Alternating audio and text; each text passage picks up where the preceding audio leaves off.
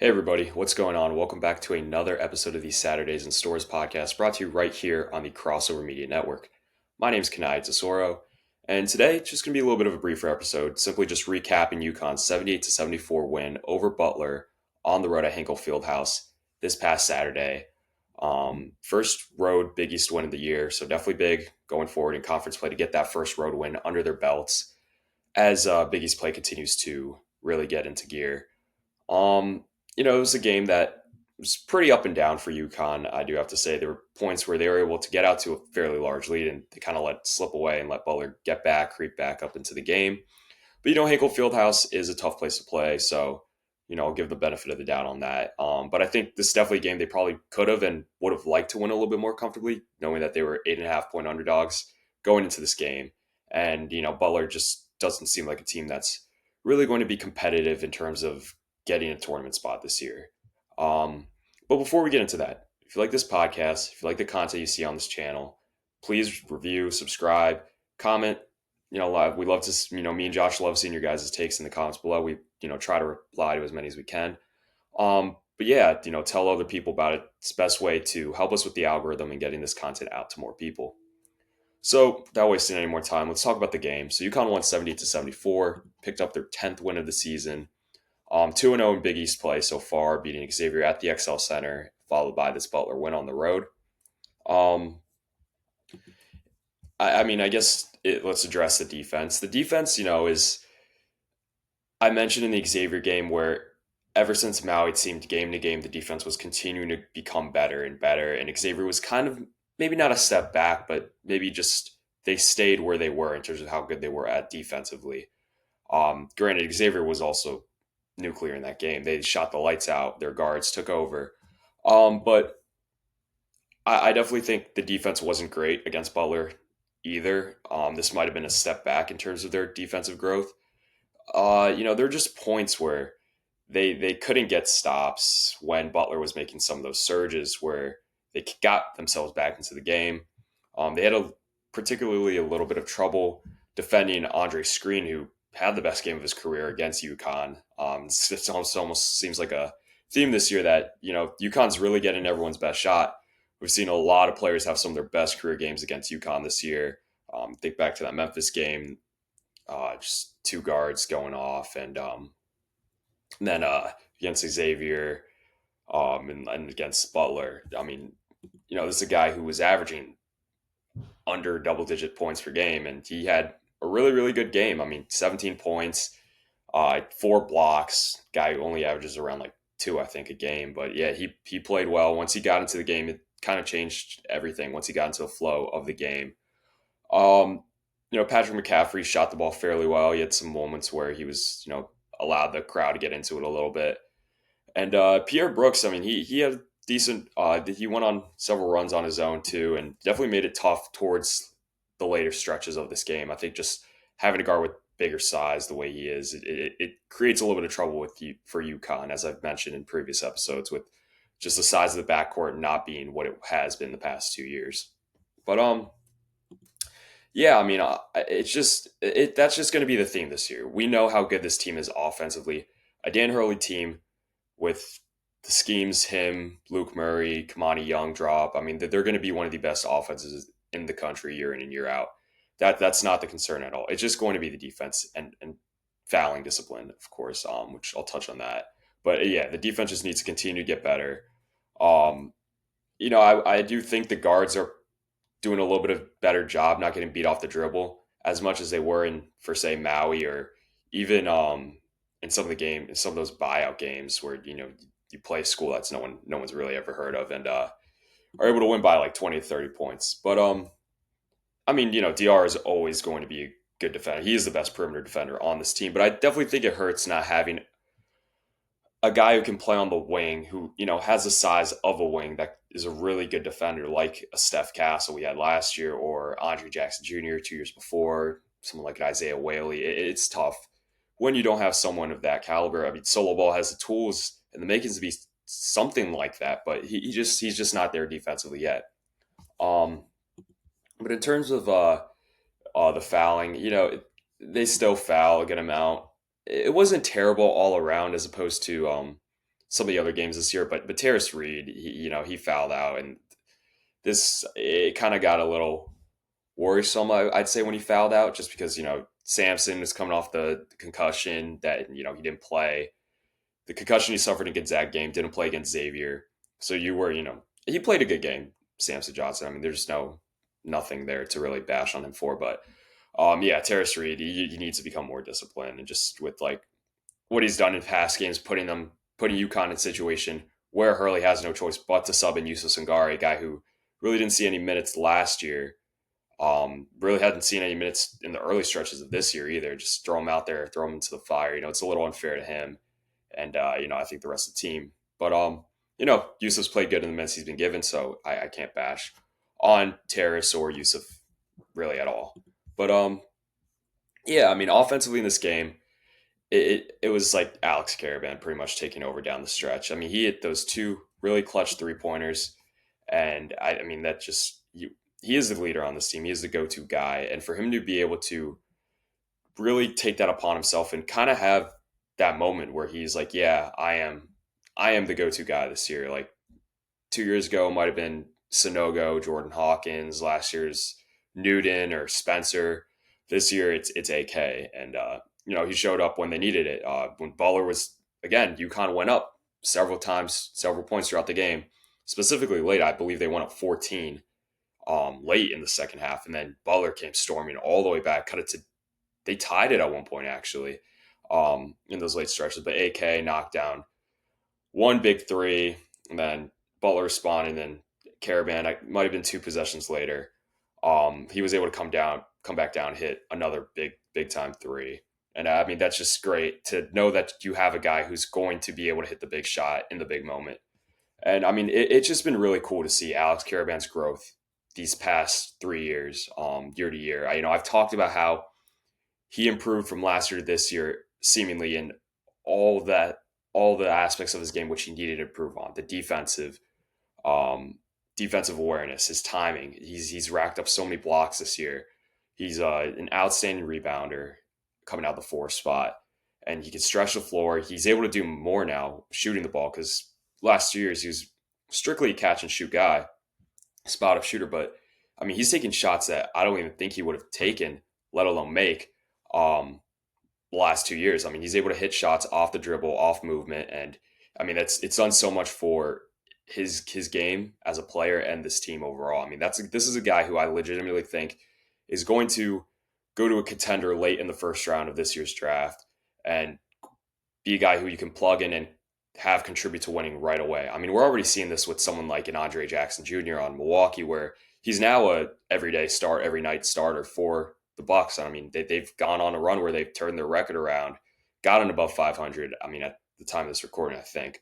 Um, but I mean, yeah, that's a guy who's one of the smartest players in college basketball, and I think, yeah, his ceiling might not be as high as some of the other players, younger players who are going to be in this year's draft, but his intangibles, they're just, I don't see why any team wouldn't value what he could bring to the table. In the draft this is coming July, well, next July, but yeah, on top of that, um, I think Hassan Diarra, that there were definitely concerns, especially from me and other people who cover college basketball, about point guard play on this team going into this year. And those problems were very evident and clear in the early stretch of the season, specifically the Maui Invitational, where, they brought in Aiden Mahaney, who was a combo guard, played the two at St. Mary's for 2 years, and, thought he could play the point, which we obviously saw wasn't probably best suited for him, and wasn't necessarily, it just wasn't the best position to put him in. Um, with him not just, I think it's definitely a confidence thing with Mahaney, and we hope that he's able to kind of reinvent himself in a new role, coming off the bench, which he kind of did in this game, which I'll touch on a little bit.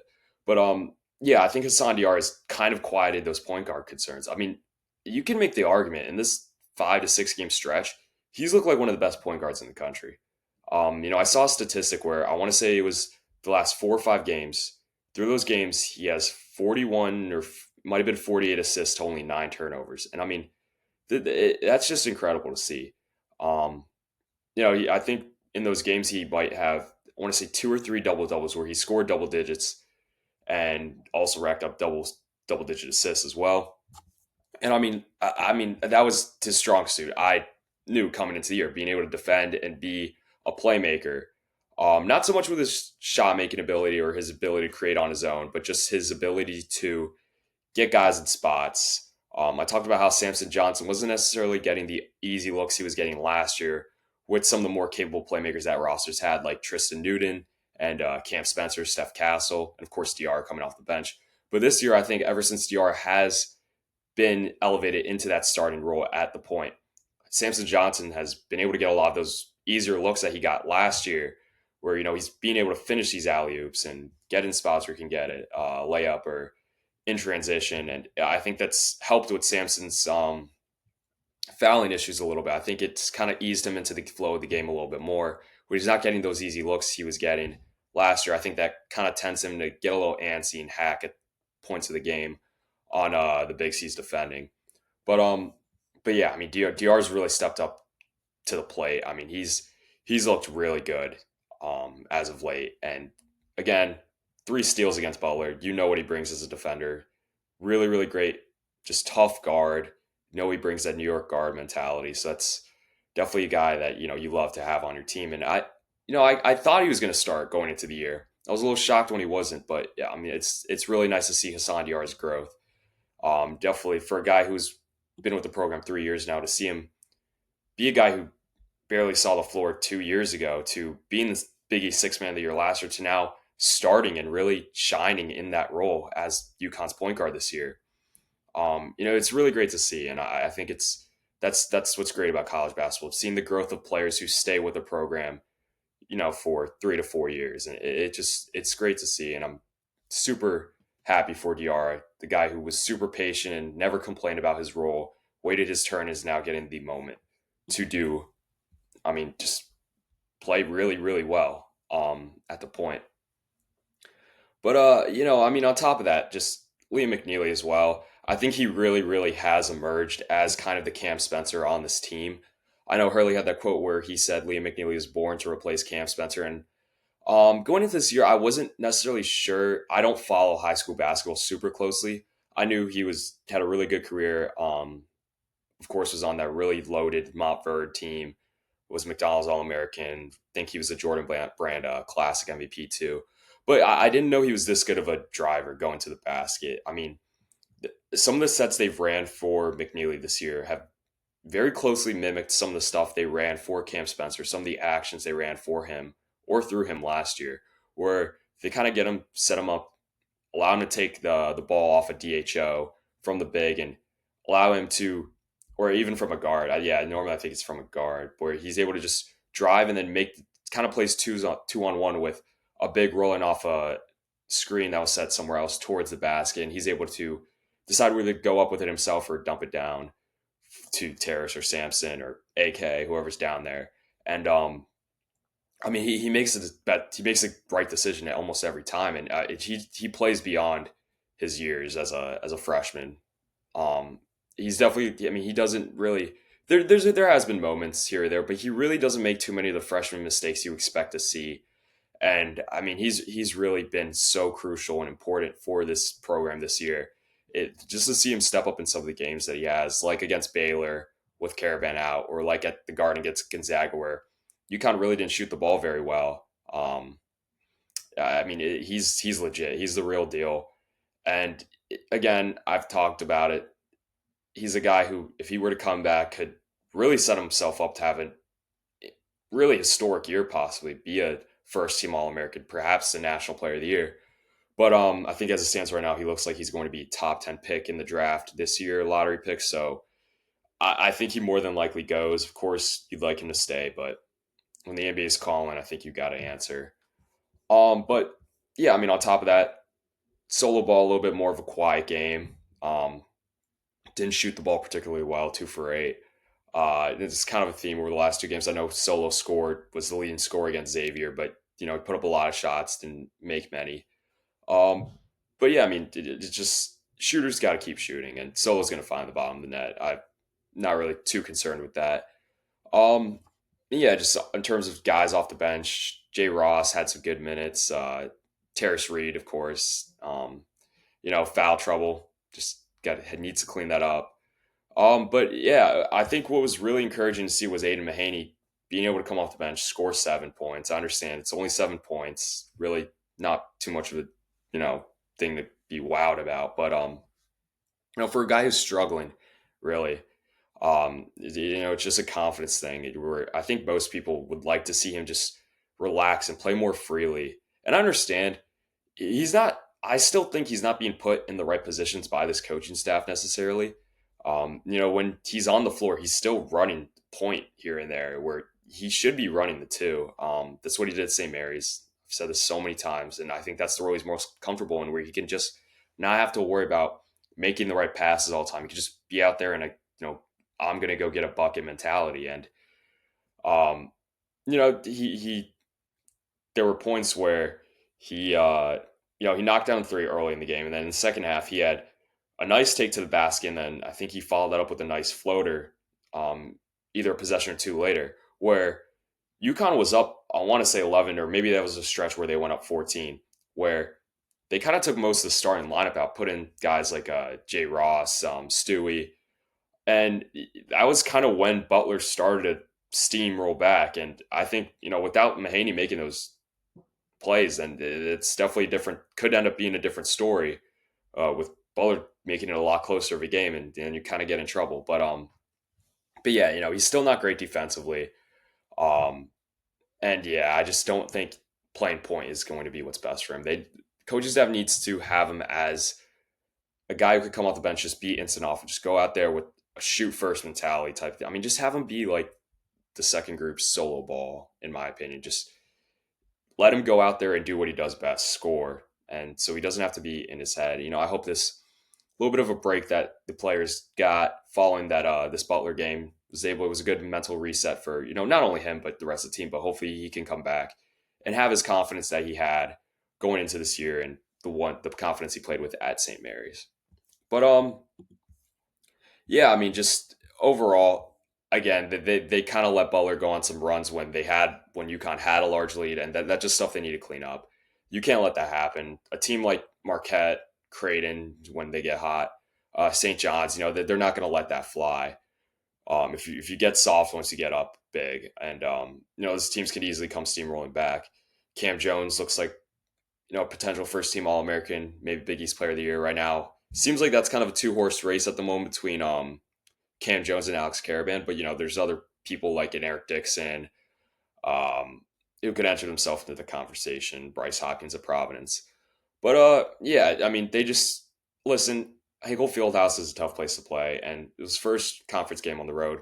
I understand it wasn't the prettiest win, and there's definitely some things they need to continue to clean up, but I don't think you can be too mad at overall what went down in this game, and it's just something that they're going to need to build upon going forward, and I think they will. Best coaching staff in the country, and players that are still growing, getting through those growing pains, and improving every game. You just hope they continue to do that. But previewing their schedule up ahead, on New Year's Day they have DePaul, which knock on wood, I know they went to the wire with Providence when they played it at DePaul, but hopefully, think that should be an easy win. They play Providence at Gamble Pavilion on January 5th. That could end up being a sneaky game. I understand Providence hasn't looked great this year, but they have, Bryce Hopkins coming off the ACL tear from last year. I don't think he's fully gotten back to form just yet. But if he does, that's definitely a game that could get, a little worrisome if you're not playing at your A game. I know last year when they played at Gamble Pavilion, um, even with as stacked of a team UConn had last year, Providence, it was a close game. It was a really poorly officiated game, I'll give you that. But I mean, that was a long game with the amount of fouls that were called. It was ridiculous. But I mean, yeah, they kept it close. And Kim English is a good coach. That's not a screw around game. You got to come with your A game still. Following that, they got Villanova on the road and Georgetown on the road. Um, you know, both programs really haven't looked great this year, but again, it's the Big East. You never know. Just play with your A game. You should, be able to win. I would think fairly comfortably, but who knows? Butler kept it close when UConn probably should have won by a larger amount than what they did. So, but I mean, yeah, following that, you got Creighton and then Butler at the XL. Creighton's going to be played at Gamble Pavilion. I know Creighton suffered really badly with injuries, specifically Pop Isaacs. Their kind of replacement for Baylor Shireman in their eyes going into this year. He was starting to really hit his stride, and then he got hurt, and he's out for the year because he needs to get hip surgery. So it's really unfortunate. I think UConn and Creighton's become a really nice in-conference rivalry the past few years, with those two programs being as successful as they have been these last few seasons. But yeah, I mean the big games this year are going to be against Marquette and St. John's. Those are really your best chances for resume building wins in this conference in league play this year. You need to win. You need to win those games really bad because the Big East has struggled this year in out of conference play, and it's going to be really tough to come by those resume building, resume boosting wins. And hey, UConn UConn cleaned it up after the Maui. Undefeated since the Maui, 3-0 in their out of conference play following that. One against Baylor at Gamble, one at Texas on the road, one against Gonzaga at the Garden. I mean, they really turned their season around. And I know Dan Hurley came out and said, many people went on their podcast were saying, they probably wouldn't have predicted UConn to be where they are with 10 wins now to only 3 losses, all 3 of those being outside the continental United States. Um, but yeah, I mean, I think he has the right to say it. He's turned. I think many people think UConn might be back. I mean, they're sitting at 11th in the AP poll. I think right around the 15 range on Ken Palm. Um, but I mean, yeah, if you want to see the Ken Palm rating go up, but they're going to need to improve majorly on defense for that to happen because they're I think 90 something in defensive efficiency rating, adjusted defensive efficiency. But yeah, I mean, if this team just continues to improve, if they're able to make it out of Big East play with say 2 to 3 losses, I mean, you put yourself in a really good position to maybe make an argument for a 1 seed at the end of this regular season. But yeah, I think that's pretty much going to cover everything for this episode today. Again, not too many super exciting games coming up. I mean, of course, against DePaul, um, Providence will be, that'll be at Gamble Pavilion, so hopefully the energy's nice in there. But yeah, I mean, just improvements defensively. That's really the major thing for this team. I think you just look for other guys to step off the bench, specifically that sophomore class with Jay Ross, Stewie. Just continuing to see them grow. It's going to be crucial for this team. I'd like to see Mahaney get going for sure. I think once he's able to do that, it's going to add a completely new dimension to this roster. And yeah, I mean, I think that, Hassan is really taking the mantle at point guard. It's been great to see AK. Just great play so far this year. I mean, he's looking like a first team All American as it stands right now. And, I hope he deserves it. He does. So I hope he ends up making it there. And Lee McNeely just continues to impress as a freshman this year in college basketball in a loaded freshman class. But yeah, so that's going to take care of everything for this episode. Again, if you like the content you see on this channel, please subscribe, comment, put your takes down in the comments because we love to see what you guys have to say about what's going on in the world of college hoops. But until the next episode, we'll see you all next time.